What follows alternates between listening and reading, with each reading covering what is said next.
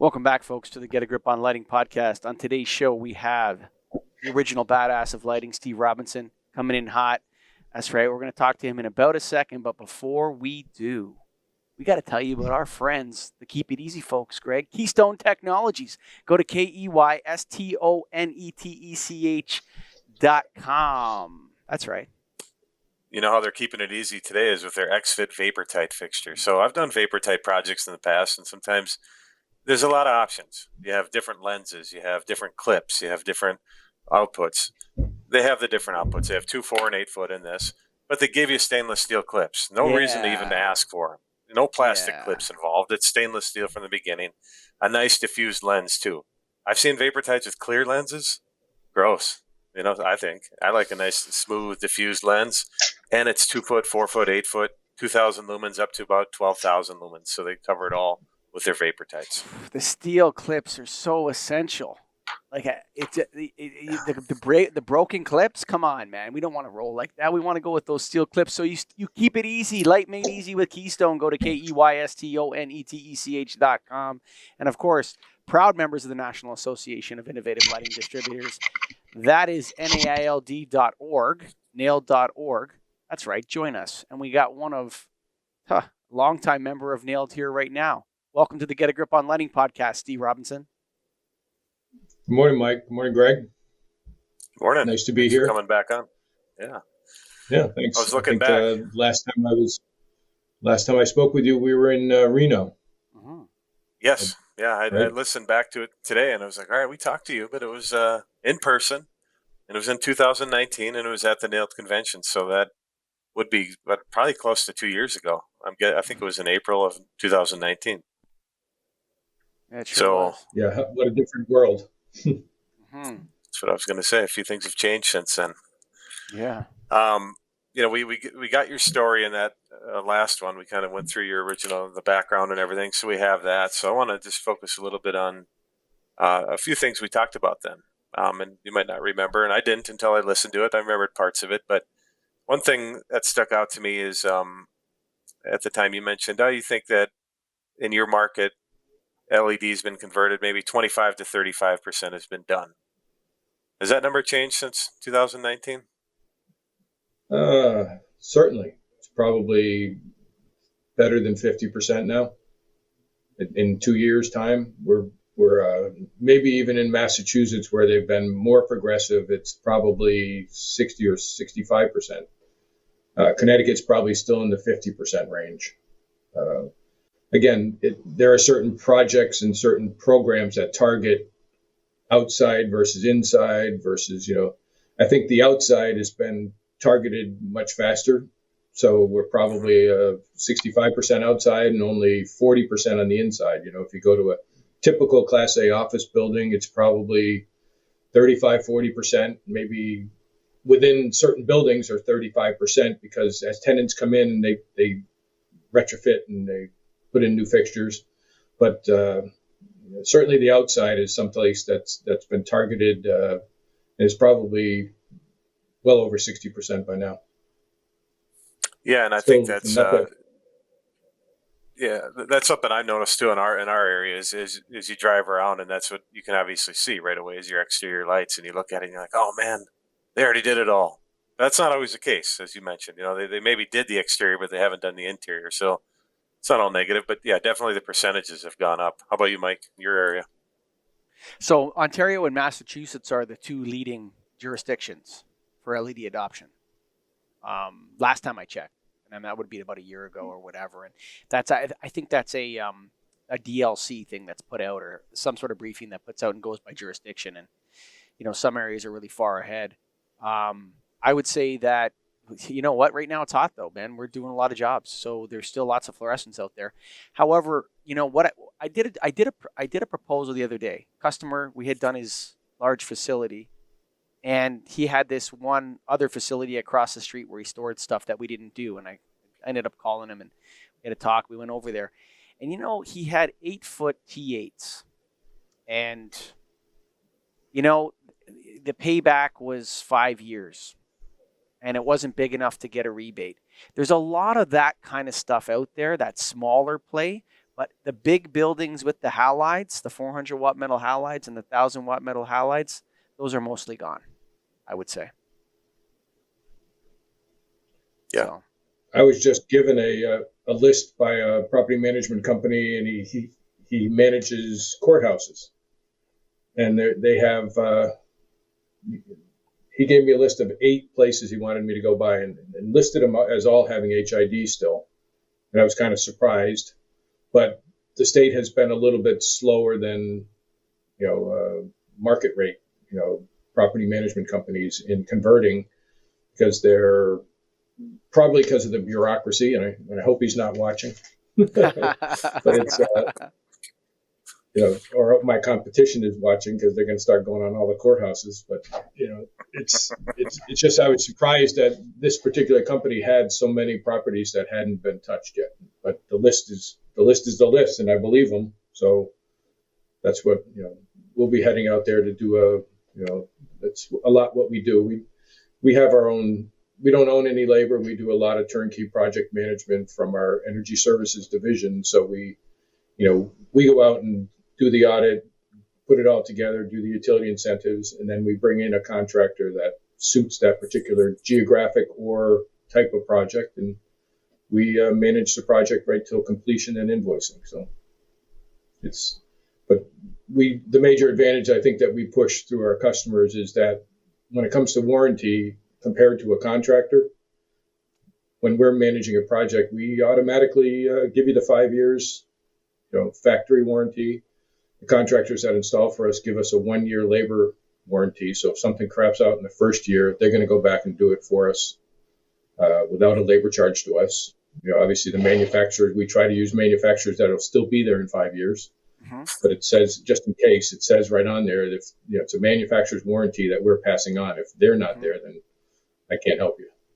But distributors are the best distributors are the best. I think if someone's listening to this, you're better off going direct with a distributor if you're thinking about a warranty. Distributors have much better connections with lighting manufacturers than contractors do.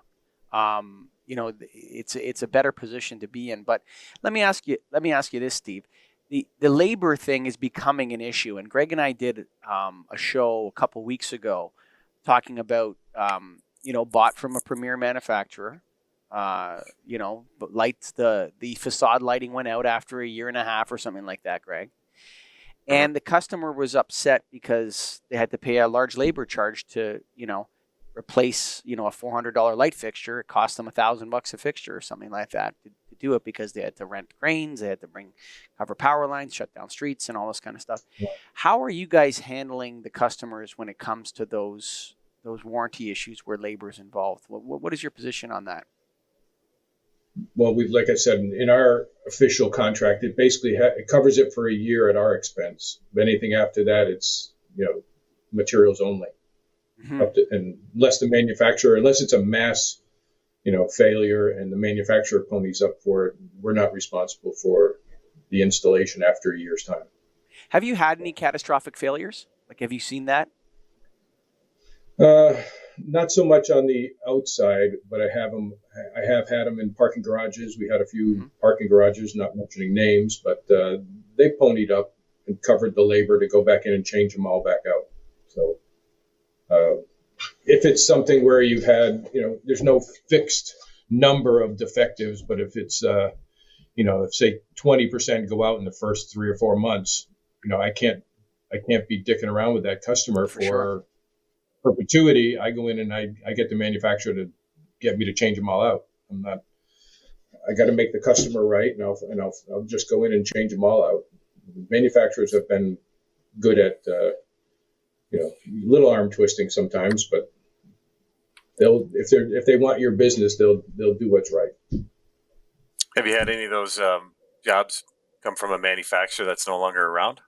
No, I haven't. Good. I haven't really had any of the manufacturers. The manufacturers I use, a lot of them are nailed members and have been nailed members or were nailed members, and the relationship goes back more than a year. We're talking 10, 15, 20 years. They've got to do what's right by the customer too. So I had an interesting one that came down the pipe. It was all high bays. I think it was 86. It was in the 80s, and the middle LED strip or whatever that was in the fixture went out. Okay, so it was down from 3 to 2 or whatever in this high bay, and I saw those 5 or 6 skids of fixtures come in my warehouse free, and I thought, man, and the manufacturer said, just throw out the old ones, and they sent me like it was 5 or 6 skids, and I said, what's that one for? He goes, yeah, that's for that defective job, and I thought, man, that's gotta hurt actually. And when I saw that's a lot of light fixtures, man. And I thought, geez, like that's. And I told we charged the customer to install them. The customer didn't like that, but hey, it was 2 or 3 years down the road, and hey, look, it is what it is. The manufacturer's warranty's this is what they're covered. And in fact, I didn't expect them to cover labor. I felt like stepping up and sending us their latest model fixture. I expected that from them, and I'm not saying that we should applaud people who are honest about their warranty. We should expect them to honor their warranties, but man, I just that's got to be painful on the bottom line. And I'm wondering if that's they're actually the direct manufacturer, or are they, they might have put the finger on who actually made them for them to cover that, and not actually be the manufacturer themselves. There's a lot of that. Sure. But I don't know the specifics. But they don't always, just because they're a manufacturer doesn't mean they're the manufacturer. This company was the manufacturer. They were made in Canada. So I just thought they had to run. I know the company makes them, but I just thought, man, that's tough. That's got to be tough. And but yeah, you're right. If maybe they're pushing that over to China, to their supplier in China, I would wonder how those relationships go from the the private label crowd. People. Not that that's worse. I'm okay with that, but I mean, that's got to be you got to have a really strong big relationship with that factory over in China to be able to call them out on that, Greg. What do you think of that? You got to be a big player. Otherwise you're screwed, I think. Oh yeah. And that's something that I was just thinking about, when we've mentioned before, when we were in China in 2014, there were thousands of manufacturers. I wonder how many there are now. I bet a lot of them have gone away. And then some of those that went away that were your manufacturer for your marketing company in the US or whatever you want to call it. And now it's gone. I wonder, that's gotta be tough. And you gotta have presence there. A lot of the higher quality manufacturers that you trust have some sort of presence there.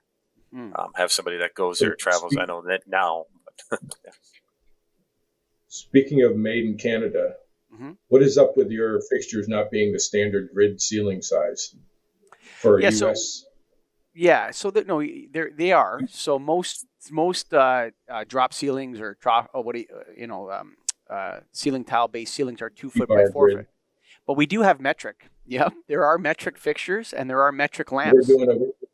What's that? We're doing a building now where the only choice the customer had was to put in a retrofit kit inside the fixtures because they wanted to change the look, but it was a Canadian developer that built the fixtures, and a standard American 2x4 doesn't fit in the grid. It was I've never run into it, but we got the job. But it was really.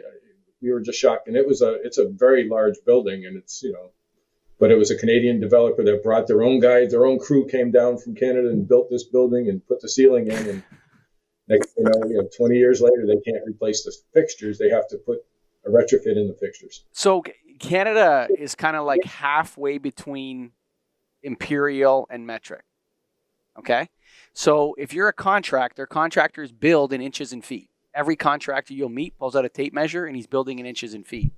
Okay, but kids are taught centimeters, meters, decimeters, and all this in school. And when you're driving, you drive on kilometers. When you buy gas, you buy in liters. But we fly in nautical miles. So there's all different kinds. It's like a mix mash. Canada's half and half.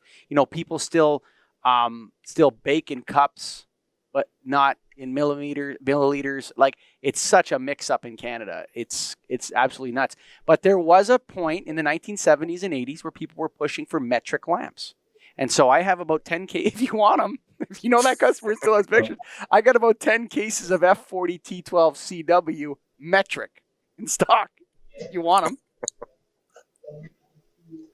No, it's just that's the curse of Thomas Edison, isn't it? That the world will always call things by eighths of an inch in almost every lamp, right? Whew. You know Makes it what? fun. Yeah, T12, 12/8 of an inch. Like, who thought of that one? Yeah. Everything. Sometimes I feel like a T12.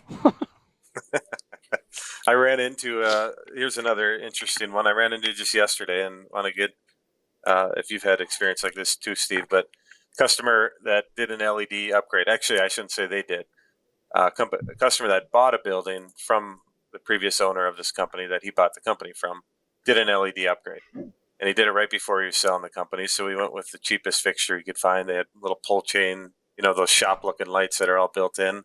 And it's a welding shop, 16 foot in the air, 20,000 square foot, not a huge one, but good size. And people are welding and they need light. And so they have these strip lights kind of hung all over the place. And it's the worst lighting you could ever imagine. And he wants to redo it all to LED. I wonder have you guys seen any of that on your end or more of that coming? It's only a few years old. There's a chance he still has a warranty. Half of it's burnt, not half, but a third of it was burnt out too. He doesn't have any clue with the manufacturers that, they're probably gone or it's probably an Amazon special. So we got to go in and redo the whole damn thing. I guess that's good for you, but I don't know why he went out and spent, bought a retail strip fixture and then put it in an industrial commercial application. He kind of got what he deserved, or maybe he bought the building with it like that, and now he's kind of out of luck. But we spend our time living by the IES handbook. Whatever we go out and look at, we bring the customer to show him. We bring a light meter with us. We show him where he should be relative to the handbook of, you're a machine shop, you're a metal shop, you're a welder. Here's what you should have for light levels at certain task points. And, if you're underlit significantly, then I may not be able to save you energy, but let me give your guys the right kind of light to make sure that you can do the task appropriately and quickly. And you'll be surprised. I may not save you energy, but your guys will, do the job right, and they won't have products come back because they missed a spot on that weld because they couldn't see, and that's the difference between how we operate and some of the other retrofitters out there. They don't necessarily pay attention to light levels. They're slash and burn, We'll save you a fortune in energy. Well, next thing you know, the guy's in the dark and he's calling us up to fix his problems, but he only did it a year ago. Or he put induction lights in 3 years ago, and now they're at 50% of what they were in the parking lot's dark. Well, no kidding. I didn't sell. It was big around here. It was big when the Small Business Energy Advantage was pushing induction 7 or 8 years ago. Well, it's the greatest thing in the world. I'm like, no, it isn't. I'm arguing with the guy about whether we should be putting in induction, and he's pushing it to all his contractors, and I'm steadfast. I never sold an induction fixture. And a year later, after this guy's been pushing it, we're sitting at a conference that the utility company paid for, and they brought in a guy, an LC, to teach a class on lighting.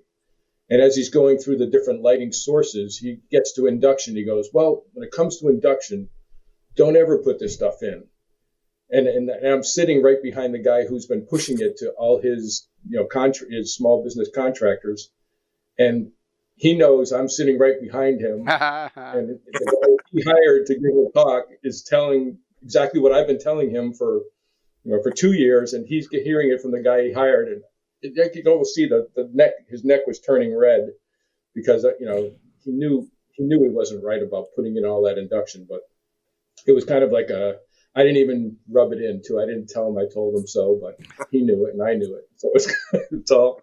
And I'm taking out those induction fixtures left and right around here because it's been a great source of business because, 4 years later, 5 years later, they're at 50% of their original lumen output. Yeah, they're still cooking, they're still burning, but they depreciated, 10% a year for 5 years. It's like, it wasn't the right thing to do.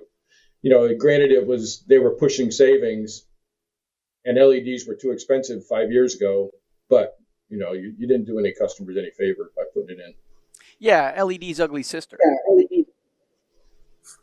Yeah. Yeah, that's what induction lighting is. Is the ugly sister of LED. Don't take her to the prom, brother. I never sold an induction fixture either. And what really tipped me off, I remember the induction crowd probably started around 2010 or something like that, maybe 9, 11. You started to see these induction fixtures coming in. And the problem I always felt about induction is that anyone that sold induction only sold induction. And the people that didn't sell induction were like, I don't know about induction. How about high efficiency fluorescent? It seems to be a lot cheaper, and you can replace the parts. Right. And I don't like how many, and the parts aren't manufacturer specific. So a lot of those induction fixtures, the ballast would go, and you'd have to buy it from the manufacturer of the induction fixture, and that company was gone. So yeah, induction. I used to call it LED's ugly sister, but I think LED's pretty ugly too. The old stuff back in the day too is causing up some problems too now. So maybe neither one of them aged that well. So I just replaced a parking lot full of 4-lamp T5HO parking lot lights, which the only time I've ever seen them. But I just did a whole major beverage manufacturer's parking lot. We refixtured the whole thing with LED, but we took out... Are these on poles? Like the ones that are on poles?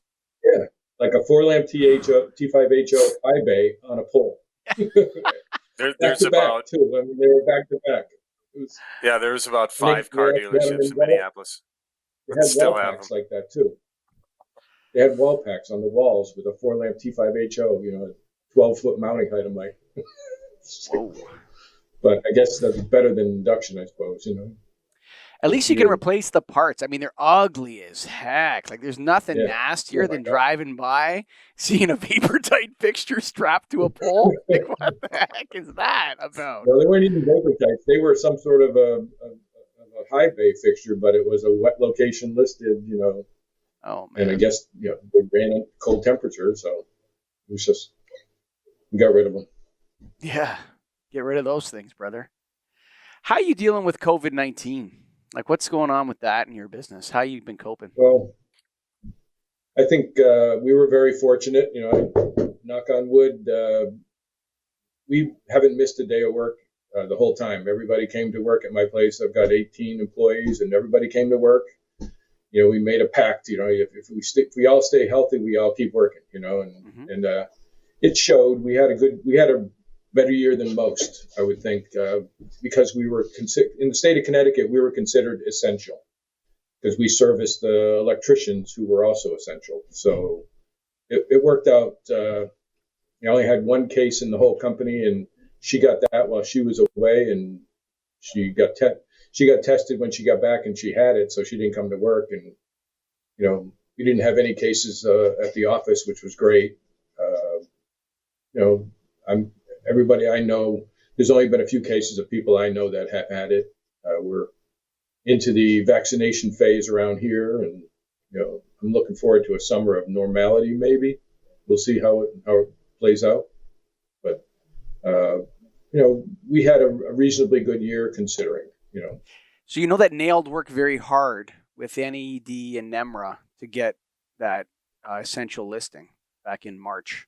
Of 2020. We partnered with them right off the bat, and we went gangbusters. We sent letters to every state legislature, congressman, senator in the United States. It was a big campaign. So, yeah, lighting is essential. I mean, from that perspective. But have you seen your business decline, or did you have a great year, or so you're nothing? You just kept going the whole time. We had. Second quarter was our bad quarter, which I think a lot of people had April. April, May, June was just nobody knew what to do, and nobody was really. They kind of hunkered down, and that was the down month, the down quarter. But other than that, we ended up above our 2019 numbers even after 2020. So good. I'm fortunate, and I thank all my employees that put in the hard work too. It's like we worked.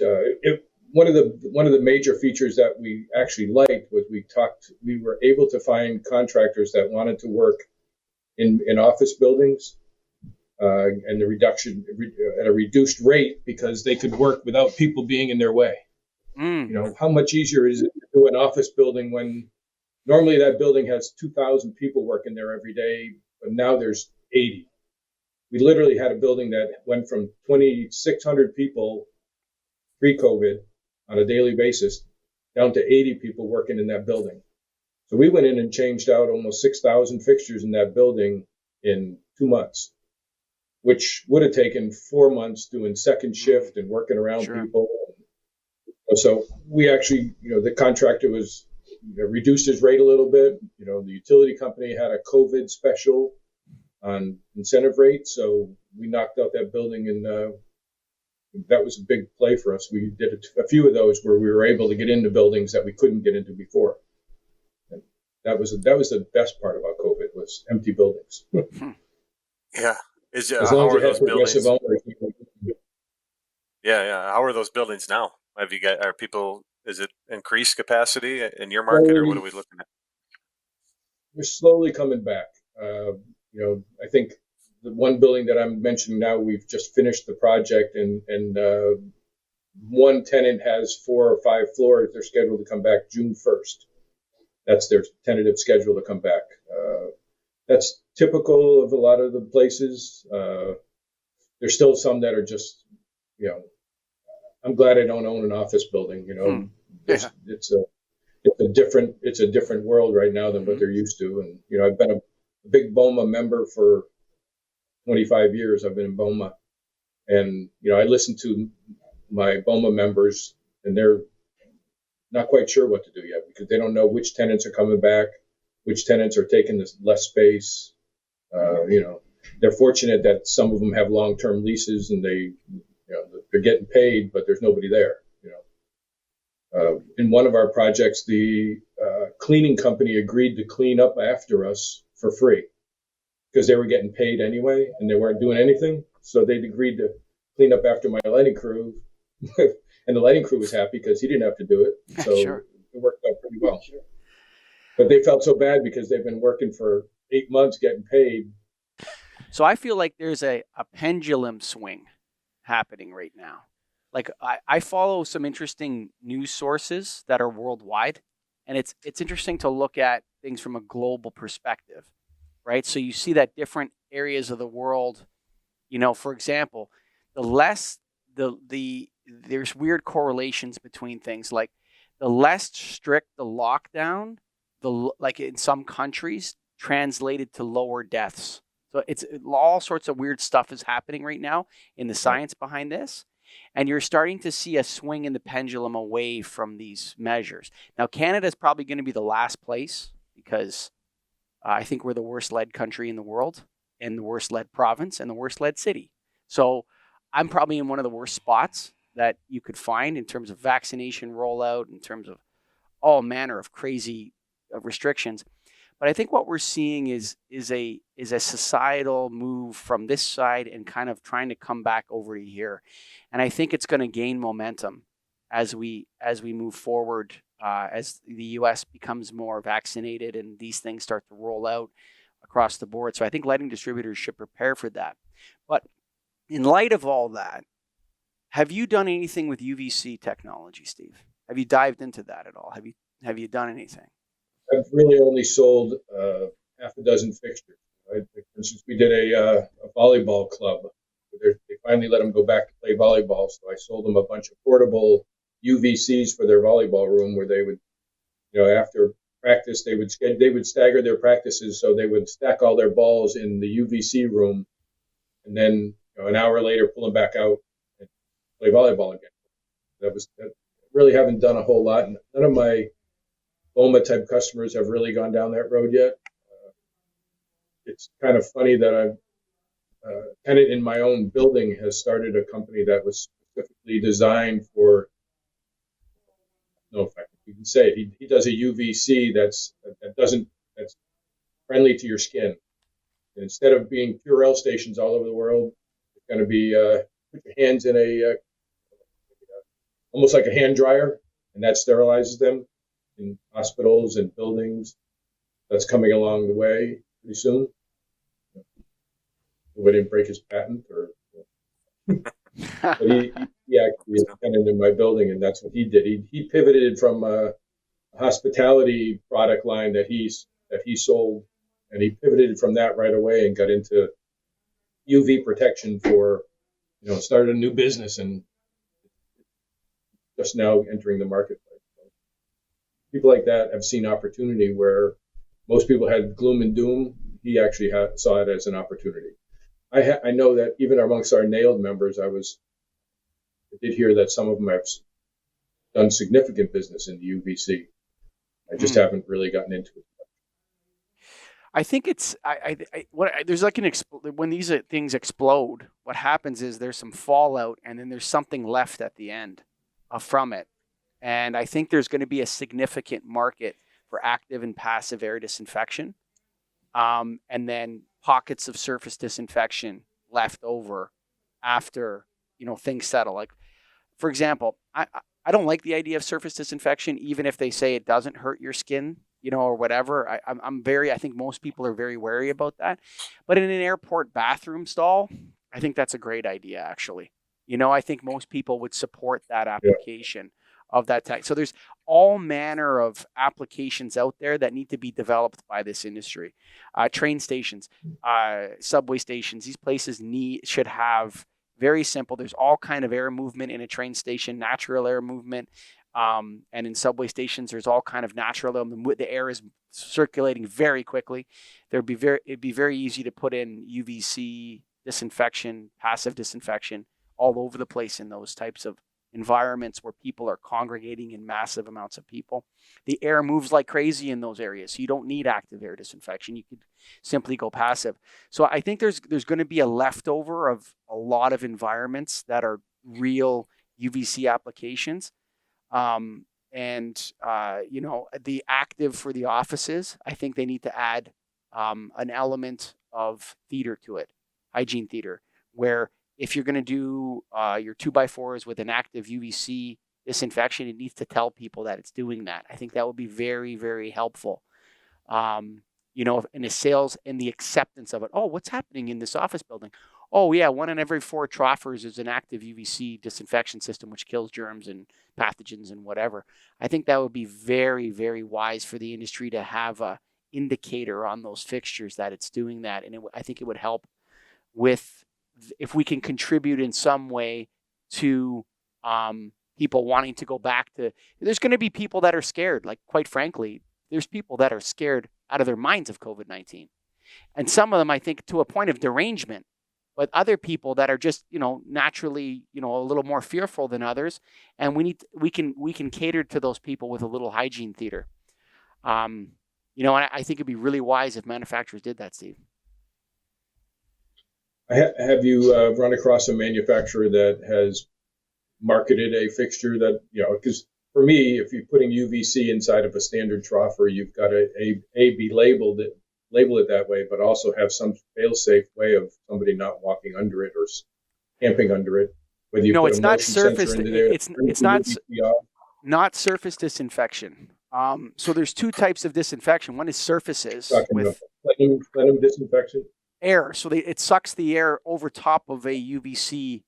We're going to call it a filament, but it's not a filament. Whatever, an LED array that has a certain nanometers that kills any of the pathogens in the air and then recirculates that air back into the room. That's an active air disinfection. So there's no exposure to UVC for the occupants. It's simply cleaning the air. And most of these viruses are transmitted through the air. COVID-19 is an aerosol virus, or SARS-CoV-2, I think is what it would technically be called. SARS-CoV-2 is an aerosol. It's transmitted in the air through water droplets in the air. So if that COVID-19 is sucked across this UVC or is blown across because the air is naturally moving like crazy, the UVC will kill it all instantly. So I think we can contribute as an industry, and I'd like to see, the manufacturers, and I know we have several that are nailed that are doing this, but I think we need more theater. And people make fun of me, Steve. They say, "What are you talking about? It doesn't work, but you pretend it does." No, what I'm saying is, if it's doing something, let's transmit that to the occupants, and that would be a great sales avenue for us, Steve. Like, if you could go to your customer in that office building and say, yeah, and while we're retrofitting, we're going to add 1 in every 4 troughters is going to be an active air disinfection system for the building. And it's going to say that it's doing it at the same time. I think I could sell on that. Yeah, I mean, I'm just thinking from a property management standpoint, are they going to, what does that fixture cost relative to the other 3 troughers that don't have it? You know, I mean, and what happens when COVID goes away? They're going to look at it, okay, I spent $500 on a fixture that doesn't even have a purpose anymore, and that's kind of, will it always be a need for it somewhere down the road when COVID-22 comes in? Who knows? I don't know. I'm hoping Don't say that. Don't say that. I'm certainly hoping not. I mean, it's the first time I haven't been in a nice warm place to play golf in the winter. I'm so tired of winter right now. Yep. Mm-hmm. One other item we talked about back in 2019, Steve, is rebates. You said, I think I heard recently, this was in 2019, you said, I heard recently they got 3 more years left. This is 2 years later. Where are we at on rebates in your market? Is it going away in a year? Going longer? What do we got? Well, there is a contract in just Connecticut that has through the end of 2021, and then everything's up for negotiation. Do I think that the prices have come down enough to reduce the dollar values of the incentives? Probably. I don't think they're going to completely go away. It's like anybody else when you have this pool of money that gets taken off.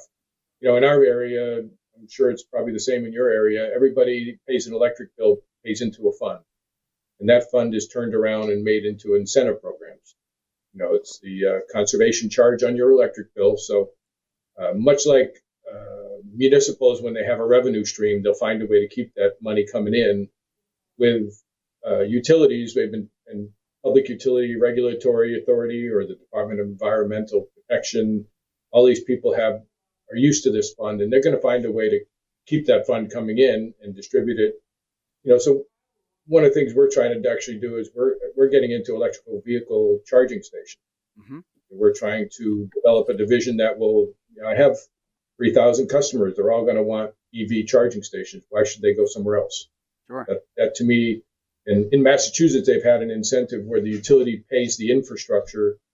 The customer has to pay for the charging station and install it, but the infrastructure can be $20,000 to $30,000 per setup. Sure. And you got to bring the 240 volt from the building out, pour a pad, and then buy the charging station. Sometimes you need to upgrade the switchgear. Sometimes you need to upgrade the switchgear to like charging cars. It can be more than the actual total. If you did every parking garage full of chargers, you'd have a greater load than the occupants in the building. If you plugged all those cards in. Well, we're just constantly looking for other revenue streams as well as opportunities. So sure. In Connecticut, it's a big part of what they're talking about, pouring money into, quadrupling the size of the numbers of electrical vehicle charging stations within the state in the next 5 years. So, I call them Bob and Rude programs. The way they fund it, so it's like opposite of Robin Hood. You rob from the poor and give to the rich, because they basically take these incentives and they spread it out on their rate base, right? So everybody's paying for. One of the things that I find interesting is that if the ratepayers were actually told where, like for example, last month the electricity in Ontario is at a historical low. Okay, so people say energy rates are going up. The actual cost of electricity is the lowest it's been in a long time in Ontario. But then 95% of the bill is taxes. So if you look at the cost of electricity, it's only 5% of the bill. And then 95% of the bill is taxes and rebate programs. No kidding. Well, like, that's crazy, dude. In Connecticut, it's distribution charge. The cost of getting the power to you is double what the cost of buying the electricity is. And that's just recent too. And then people's electric bills were going up 40%, all of a sudden, and it was like sticker shock, So it was actually good in some cases for our business to be able to cut that amount of electric bill, not for the kilowatt hour savings, but for the distribution savings.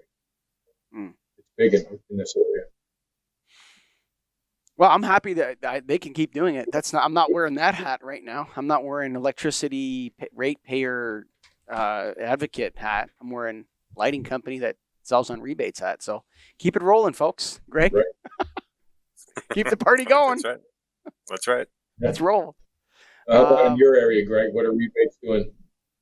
They're staying steady, at least from last year. And I actually was on a call yesterday with the Minnesota State Senate. I don't even know who all was on it. A big Zoom call where I had to give a little statement about how SIP programs, whatever SIP stand, incentive program, customer incentive, I don't know what it stands for, something like that. SIP utility rebate programs and how they affect my business. And so I did a little statement on a Zoom call yesterday. So they were looking at reducing or eliminating. They were looking at a bill that did that. I don't think it'll pass, but it was something that's talked about. So I think they're looking at a renewal period for it right now. Don't say Bob and Rude off the Get a Grip on Lighting podcast. I won't. It's all positive on that one. Sure. So, yeah. Trademark the name there, Mike. Bob and Rude program, brother. Steve, thanks for being a guest. You know what I forgot to say? The great company is Wattsaver Lighting out of Connecticut. That's right. Steve Robinson, thank you for being a guest on the show. Always a pleasure, Michael. No problem. Greg, nice to see you again. Thank you. We going to do a convention this year? We want to. We're trying to figure out logistics is the tough part. I mean, I can't even cross the border.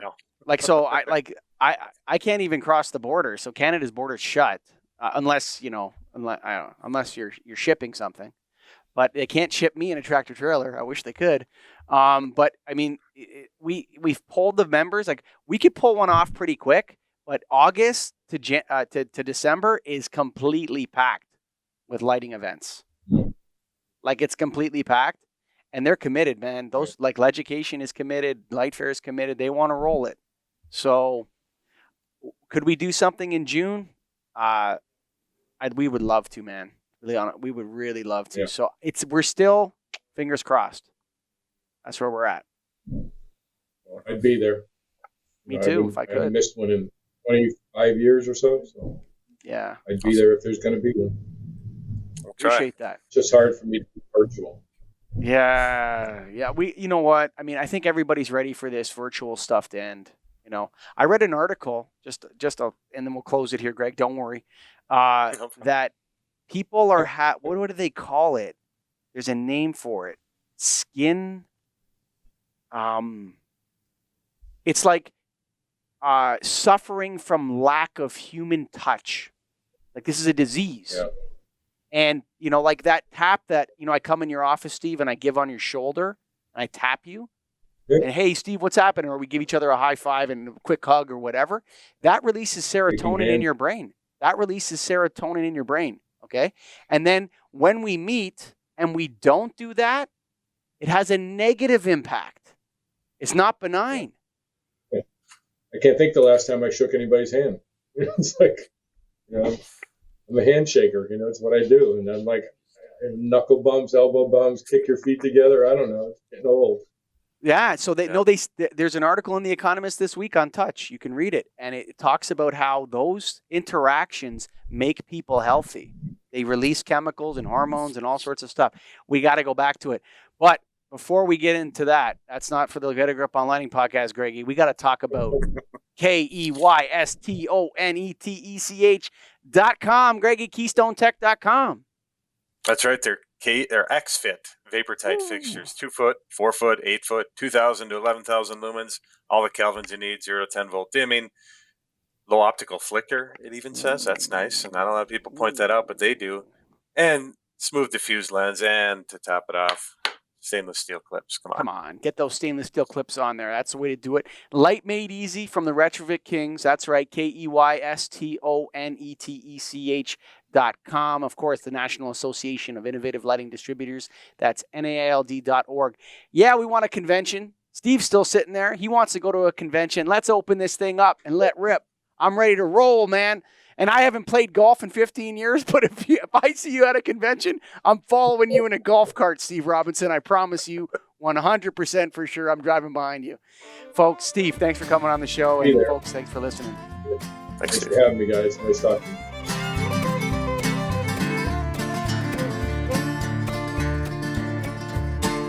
Written on the rectory wall, there's a sign there for all. You are lost, Lord is there to find you.